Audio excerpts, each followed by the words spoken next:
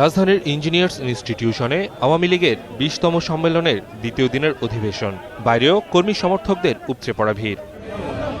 শেখ হাসিনাকে উন্নয়নের কাণ্ডারি উল্লেখ করে তার নির্দেশনা অনুযায়ী সংগঠন গড়ে তোলার কথা জানান তারা।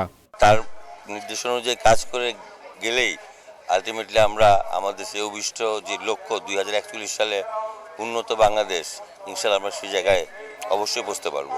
যেই আসবে পরবর্তী নেতৃত্বে এবং তিনি যে নির্দেশনা দেবেন, আমরা যারা জনপ্রতিনিধি যারা আছি তারা সেই মোতাবেক কাজ করব। বাংলাদেশ আওয়ামী লীগের কাউন্সিল দিন বদলের একটা সুনির্দিষ্ট নির্দেশনা, যে গতিতে আওয়ামী লীগ এগিয়ে চলেছে সেই গতিটা অব্যাহত থাকে। ক্ষুধা ও দারিদ্র্য বিমোচনে জনগণকে সাথে নিয়ে কাজ করার কথাও জানান তৃণমূলের নেতারা।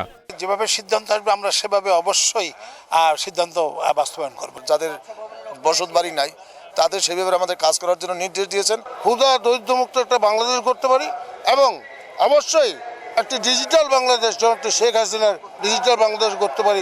বাংলাদেশের সন্ত্রাস ও জঙ্গিবাদের বিরুদ্ধে প্রতিরোধ গড়ে তোলার প্রত্যয় ছিল তাদের কণ্ঠে।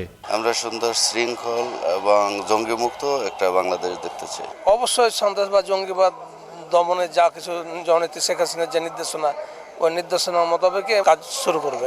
ডিজিটাল বাংলাদেশ গড়তে জনগণকে সাথে নিয়ে কাজ করার কথাও জানালেন তারা। বাংলাদেশ 2021 সালের মধ্যে ডিজিটাল বাংলাদেশ রূপান্তর হবে। মাহমুদ হাসান, 21 টেলিভিশন, ঢাকা।